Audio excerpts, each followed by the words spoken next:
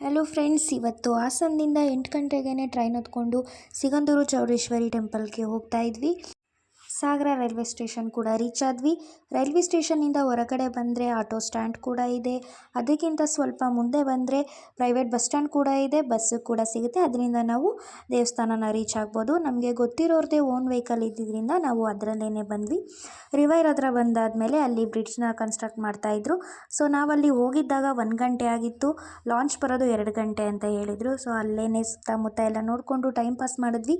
Launch ಕೂಡ ಬಂತು. Launch ಬಂದುಬಿಟ್ಟು 5:30ಗೆ ಲಾಸ್ಟು. 5:30 ಆದಮೇಲೆ ಯಾವುದೇ ಲಾಂಚು ಕೂಡ ಇರೋದಿಲ್ಲ. ನೀವು ಹೋಗಬೇಕಾದ್ರೆ 5:30 ಒಳಗಡೆನೇ ಹೋಗಿ ಬರಬೇಕಾಗತ್ತೆ. ಲಾಂಚ್ ಟಿಕೆಟ್ ಬಂದು ಒಬ್ಬರಿಗೆ 10 ರುಪೀಸ್ ಇರುತ್ತೆ. 2 ವೀಲರ್ಗೆ 10 ರುಪೀಸು, 4 ವೀಲರ್ಗೆ 20 ರುಪೀಸ್ ಇರುತ್ತೆ.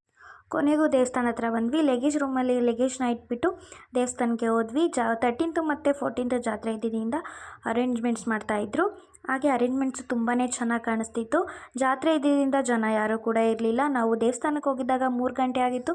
ಡೋರು ಕ್ಲೋಸ್ ಆಗಿತ್ತು. 3:30ಗೆ ಡೋರ್ನ ಓಪನ್ ಮಾಡ್ತೀವಿ ಅಂತ ಹೇಳಿದರು. ಆಮೇಲೆ ನಂದಿನ ನೋಡಿ ಕೈ ಮುಗಿದು ಎಕ್ಸಾಕ್ಟ್ 3:30ಗೆ ಅಮ್ಮನವರ ದರ್ಶನ ಕೂಡ ಆಯಿತು. ತುಂಬಾ ಖುಷಿ ಆಯಿತು.